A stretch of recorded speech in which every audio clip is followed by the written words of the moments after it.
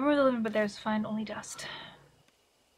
It's an old book. The cover says Honeybee Family Notes. Make hive, new body. Smear honey all over. Ferment honey, get stinky liquid. Drawn by smell, honey bee enter hive.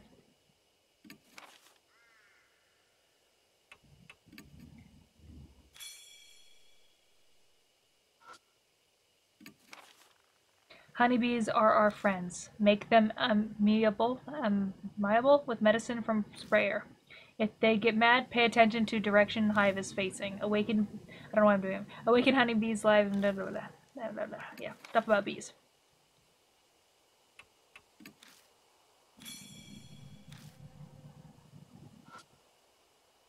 Peek through the crack to see if anything's inside, but it seems to be empty.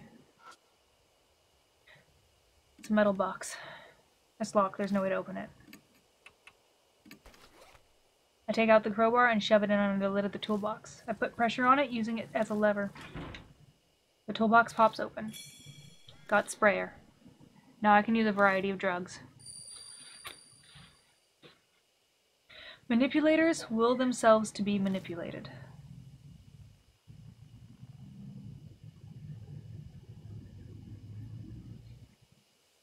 What's that thing?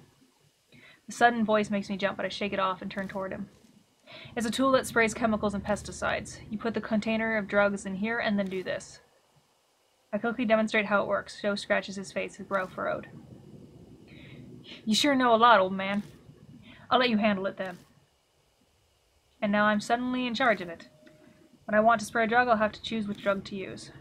But is this thing really that hard to figure out? I'd never seen it before either, but I still knew how to use it right away. Maybe he was a beekeeper. My ears needed to pop just then. Bottle of drugs are all lined in. I shake each one and luckily find one that still has some left inside. Got night-night.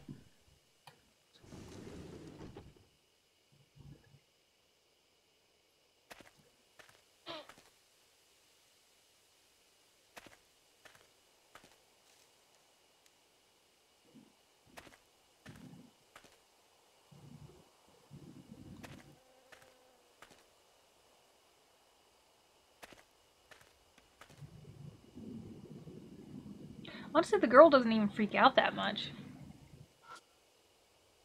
It's a grave marker placed to honor suicide victims. Something's written in Sanskrit, but the letters are blurry. It just looks like a stain. Off to the side, I notice a thin trail.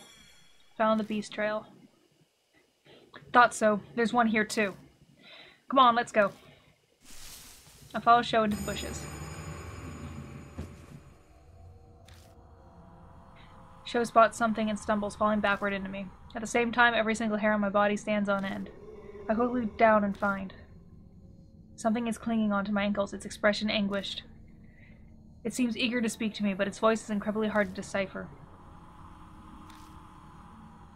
This place, pitch black. Again, can't see anything.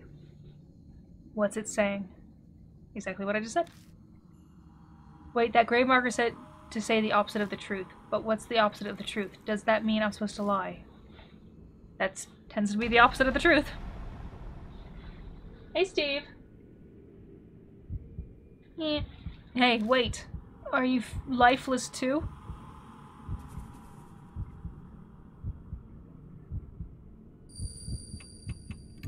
I am. I'm totally dead. It looks sad and lonely. Only the dead are here.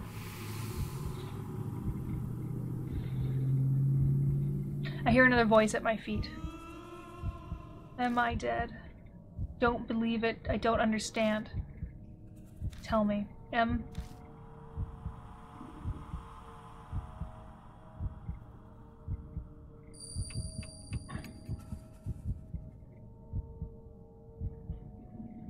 But they want me to lie to the dead. And in no way I suffer. It looks sad and lonely.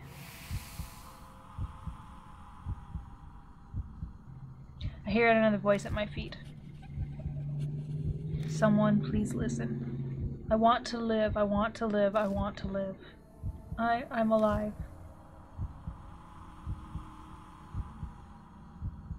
Step on the ghost. No, don't do that. No worries. That's right, I'm alive, I'm alive. The voice sounds like it passes through me and is then sucked into the ground.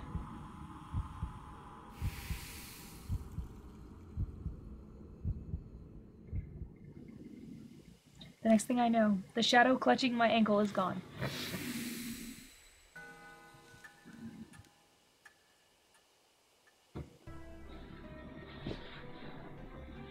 Show Stanther, his face deathly pale.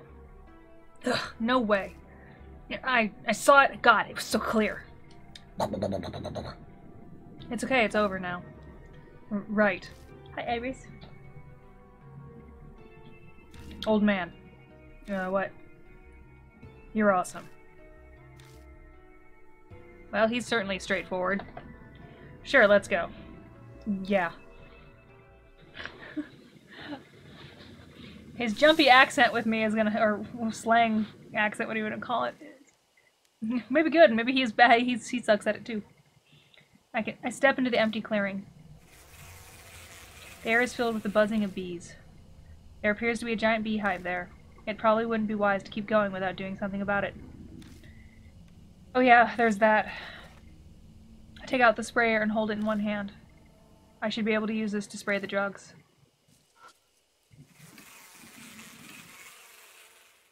I take out the night-night and put it in the sprayer. I take careful aim and spray the drug.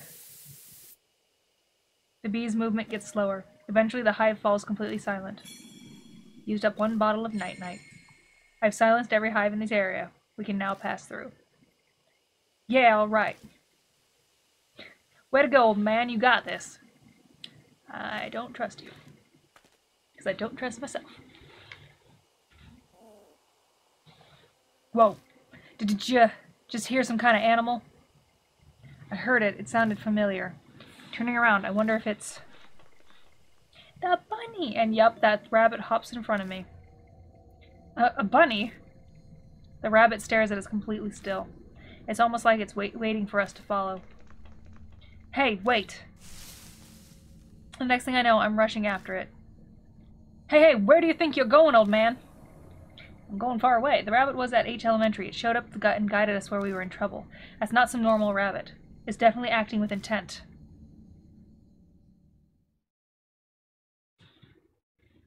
The guy or the bunny? Both are jumpy. At last, the rabbit guides me to an old Shinto torii gate. There's a shrine here. The rabbit looks back at me. Then soundlessly it turns from the gate and hops into a bush nearby. Hey, old man! Don't mess with me like that. You're nuts running off like that. The hell's with that bunny anyway? Something's bothering me about it. I lost sight of it here, though. Just then, from out of the darkness. Bees! A huge swarm of bees descends on us. Shit, watch out! There's bees everywhere! Damn it, we gotta get out of here! Yeah, we're going. Sho pulls my arm and we stumble back to the earlier crossroad. New info was added to Spirit Mysterious Shrine.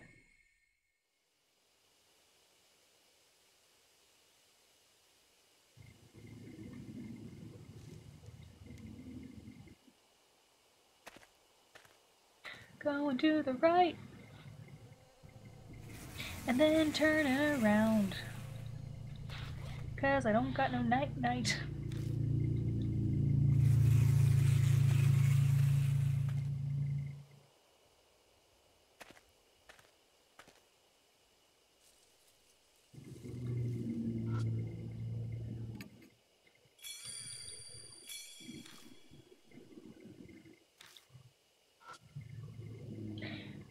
It's some sliding wooden doors.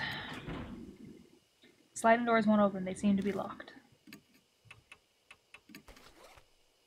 I take out the crowbar and jam it between the doors. Yeah, do it. It's the fastest way.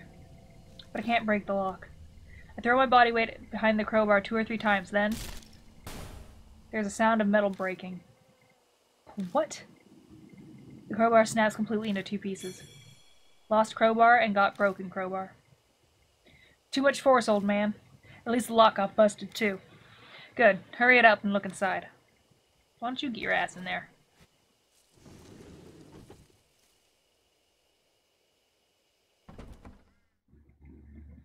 You overdid it, man. The door's a mess. You made it even harder to open now. I push the door open and step inside. Only to run into something. Stop! Don't come any closer! If you come any closer, I'll sue. Owen has backed up in defensive stance. I'm a black belt in Taekwondo. If you try anything, I'll... Shut up, old lady. Old? At Show's roar, the woman shrieks and falls silent, eyes wide. It's incredibly rude, but honestly, I'm grateful. We wait for the woman to calm down before asking what she's doing there.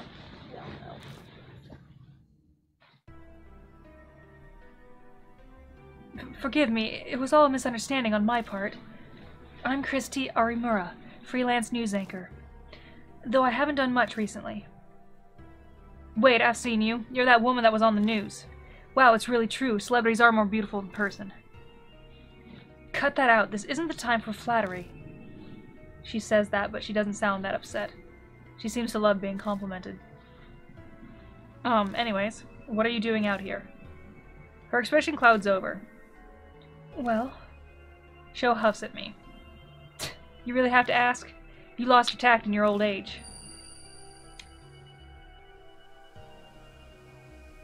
Masao Kimura's face comes to mind. That rings. That's right. This place is... I was going to die. Yes, I know I'm full well just how stupid that is. But sometimes that's the only choice you have left. I should have known better. Such a thoughtless question passed my lips. I wish I could blame the Mark for this. Oh yeah, I heard something about you fooling around with another celebrity. Not that I care about that stuff. That's why I came out here, so I wouldn't cause trouble for anyone. At the very end, I thought about calling someone, but couldn't, so I made up my mind. But then in the forest... I have a bad feeling about this. What was in the forest? A huge man, an extremely huge man. No, actually, I'm not sure if he was really human or not, but I saw a figure like that. Then I suddenly got scared. So I ran into this cottage. I'm here to kill myself, and I just run from danger. I'm a riot. What's wrong? You two aren't saying anything. That's the same as what I... Yeah. Christy must have seen Shimio, which means she must also. Have you gotten a weird scar recently? One that stings every now and then? I know the answer just from her reaction. How'd you know? I only just noticed it myself. There's a strange bite mark on my palm. This is crazy. Someone receives the mark when they're already planning suicide, the height of irony. Hey, old man, what are we supposed to do now? That lady came to off herself, you know. Is there any point in helping her? Help me? I'm not going to kill myself anymore, I swear, so please, I'm terrified of him.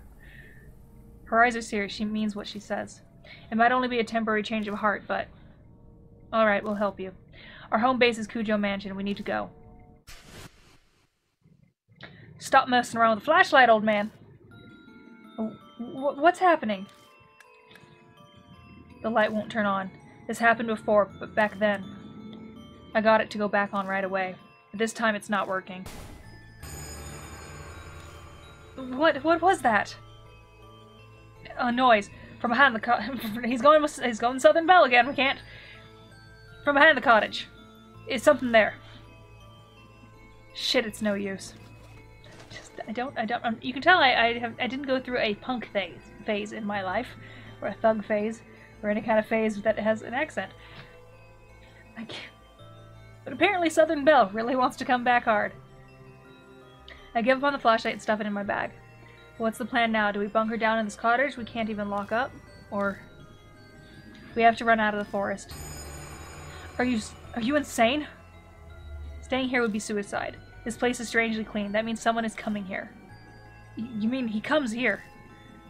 Let's go. We walked all the way here. We should know how to get back. You're seriously going? Are you mad? Sorry, but we're out of time. Stay here if you want. I won't stop you. Ugh. We step out into the pitch blackness. Damn it, I can hardly see. Nope. Anyway, we need to go straight back to the entrance with no detours. We've got no idea where he could be waiting for us. The words leave me in such a rush. If I hadn't spit them out, I'd never finish. My voice is starting to shake too much.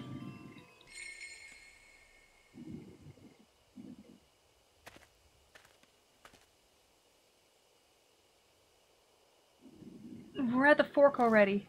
Which way? Where do we go? I think east. We came from the east. Okay.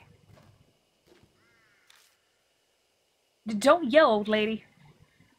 Something's coming closer. We need to get out of here fast.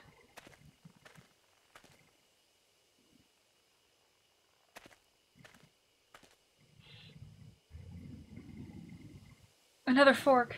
Which way this time? South. It's south. The exit should be straight ahead from here.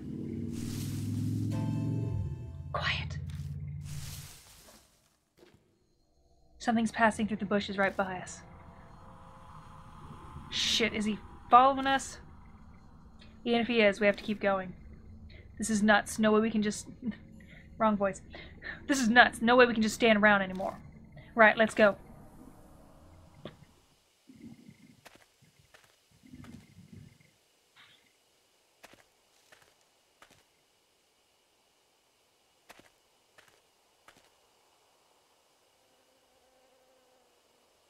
Oh, wait a second.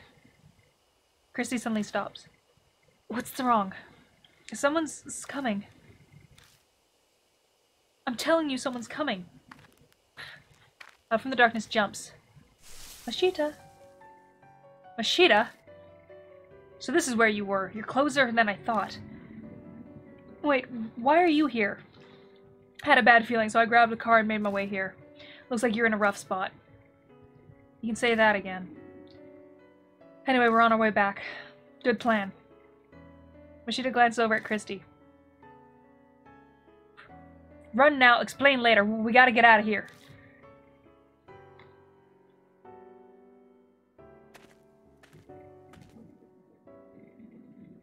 We reached the entrance safe and sound. The creepy murder on the arch is such a familiar sight now.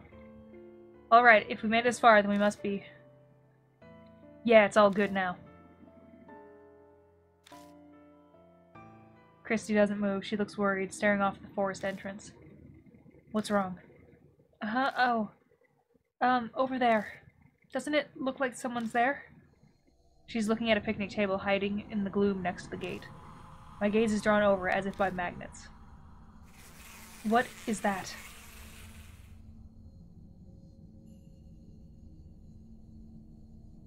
The scene before me is strange. There's a huge, misshapen man with beads crawling all over his face. My eyes fixate on his mouth. He looks like he's laughing. My heart thunders painfully when I catch a glimpse of the limp figure next to him. It's him, that man. He was going to commit suicide. Masao Kimura. It's definitely him. Control those that are different and exercise.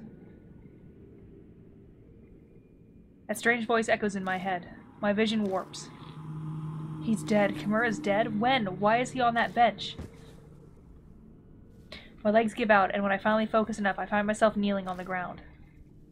Oh, old man, keep it together. It's still okay. He hasn't seen us. We have to escape while we can. Ugh. Christy's completely out of it. She won't move an inch unless someone drags her. Let's go. We're going to the parking lot, quietly. Sho, you bring her. You got it. Come on, Mashita, let's go. Mashita? He's gone. Huh? I took my eyes off him for 2 seconds and he's not by the bench anymore. He disappeared. A machine growls and the undergrowth near us rustles. Gah, he's right there. Well, yeah. I don't want to scream right now. Mashita yells, scrambling away. A hollow bang rings out from behind me. A gunshot. It must be Mashita. I had no idea he had a gun. I dive headfirst in the car, slamming my head accidentally into the steering wheel. Mashita tumbles into the passenger seat last. You didn't tell me you had a gun. Why would I tell you? No time to talk now. Just hit the gas. I'm trying. The engine won't start. Shit. Old man, what are you doing? Mashita looks through the front windshield at the figure approaching. Hurry it up, he's coming. Shoot it, shoot the fucking thing. Christy cowers in the back seat, her head in her hands. Please, God.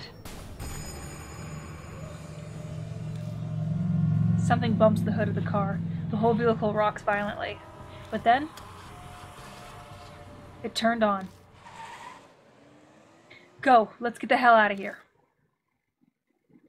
Tires squealing and race out of the parking lot.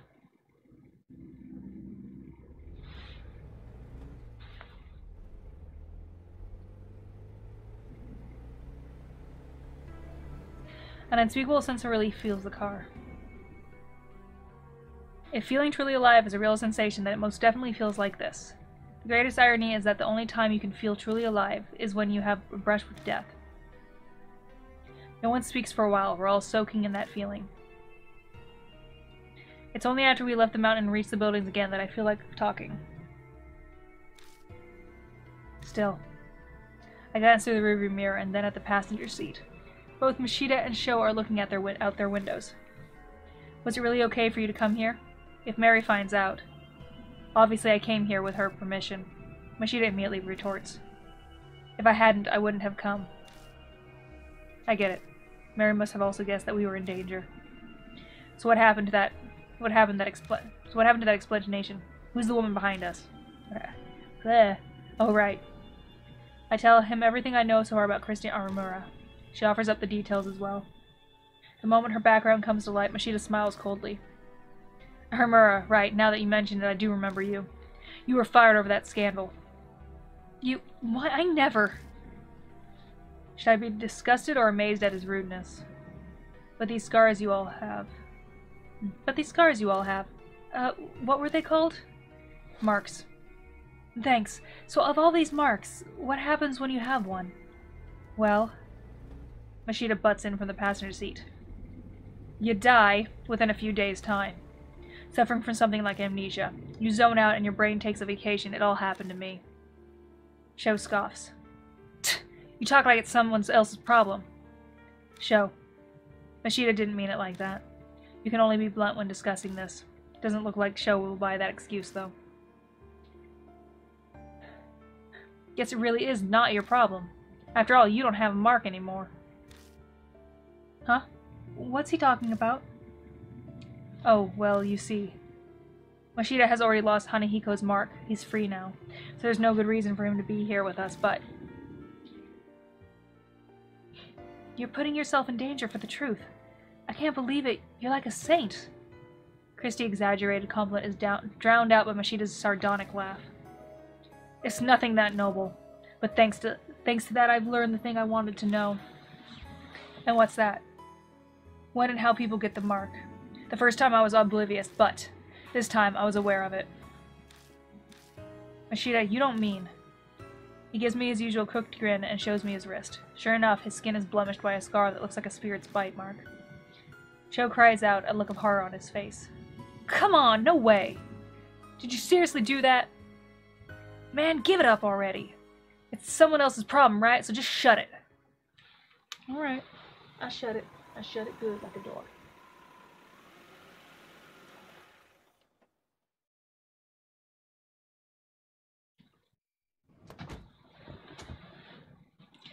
Mashita, could I say something? What's wrong? Nothing's wrong.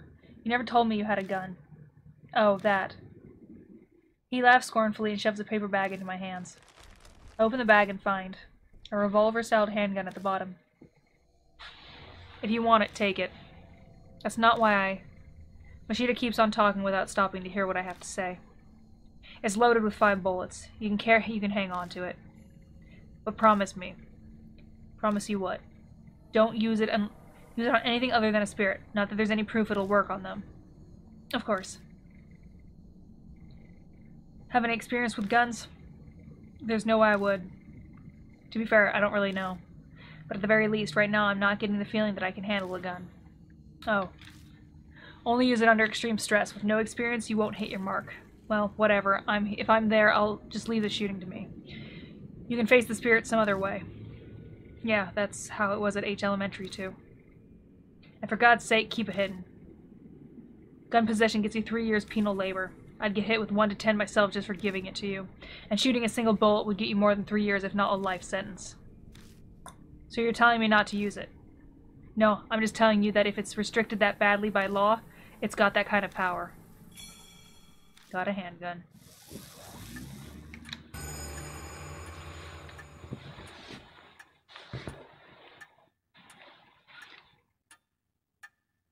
The mark's color grows more vivid. Early dawn, a few hours left until death closes in.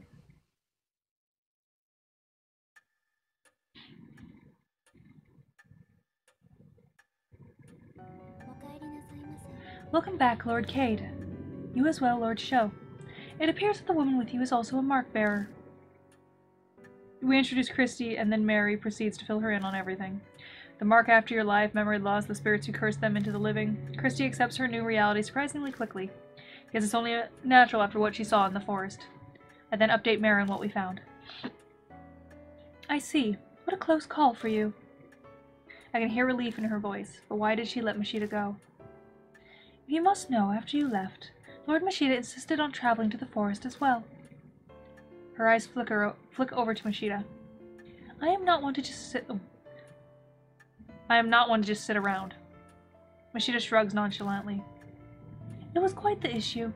A selfish attitude like that could get all of you mark-bearers killed. I normally would have refused. Did something happen? No. I admit I had a foreboding feeling. I sensed danger was closing in on you, Lord Cade. So he went, an emergency measure. Lord Mashita, please know that I will not allow such a thing a second time. Her cool voice is icier than usual. Mashita's so hard-headed, I wonder if she's actually getting through to him at all. Now, from what you have told me, you are positive that it was Shimio who gave Lord Sho his mark. Yeah. That ugly monster is definitely the huge man I saw that time. The fact that I have the mark now, too, proves it. Mashita rubs his wrist, smirking. So, what exactly are you planning? Don't tell me you're seriously thinking of fighting that thing. There's no way you'd win. You're completely mad if you think you can. She's right. A certain someone's awesome bullets didn't even scratch it. We need a tank or something to beat that thing. The room falls silent. I'm sure all of us are thinking about what we saw back at the forest. At least they're sharing a beer. There's no way we can do anything about a monster like that. We have to leave it to the police. You honestly believe they'll do something? Go on and make a suicide pact with that naive thinking, but leave me out of it. What? How dare you? Yo, boss. See, it's much easier to start that accent if you just put yo first. All this high and mighty talk coming from you, that mean. You've got an idea how to beat it? How the hell would I know that? But I'm willing to risk my life to find one. His shout is hoarse. He's probably uneasy. Christy shivers. Sho just glares at Mashita. An awkward silence falls again. We're wasting time. We've got to do something, but I want to take charge. Usually I turn to Mary, but I want to take charge. I need to force everyone into action. We can think about what we need to do while we were walking around. I'm going back to the forest. I want to learn more about Shimio. I could use some help. You say that, but no way we can find a needle in a haystack. We gotta have a clue first. Then, why don't we check out the bee farm that's north of H Shrine? My reports say several people have seen Shimio there. Hardly anyone ever goes now, with the weird events in the forest. Why is a bee farm up there? A cult called Honeybee Family used to live on the land. No one's there anymore, though. How come? They committed mass suicide. A mass suicide in the woods. I've heard about that somewhere. Mashita might have mentioned something similar before we entered the forest. The tabloids and gossip shows ate it up for 5 years. Oh shit, I just skipped way a lot. I'm sorry, I pushed a button. You seem to know quite a bit about the forest, Christy Aramura. Read up on it to find a promo spot? Don't be an ass. I was put in charge of the report, so I did my research. Honeybee Family was very insular and secretive. I heard the mass suicide end was all the members following their leader. New Channel chalked it up to their discontent with modern society. What happened to the leader? Rumors say it was also suicide, though I saw an old picture of him and he was a huge obese man. Suddenly everyone is holding their breath. No doubt we're picturing the same thing. The monster in the forest entrance. A dead guy's come back to life. We want to go to a place with a zombie? That's totally insane. It's just like the rumors say. That forest is cursed. There's no way I could. Just standing there, the voices of suicide victims surrounded me. Shut the hell up, hag! No more words out of those lip flaps. Lip flaps. But now it's not only the forest that's cursed. I failed to kill myself, and now I'm at this mansion. I'm cursed too. And so are all of you. Her mothers have a dark edge. If Shimi is somehow connected to Honeybee family, then the key to destroying this grudge is going to be there. Oh right. What are you gonna do, old lady? You still want to die? I'm considering it, but I'll help you guys while I settle on my decision. I'll pass on monster fighting. Wow, you'll help? I'm shocked. If you leave your mark alone, you won't need a hike back out there. Well, I hate owing strangers, especially pushy guys like you. She seems grateful that we saved her. There's no reason to refuse her help. We need as much as we can get.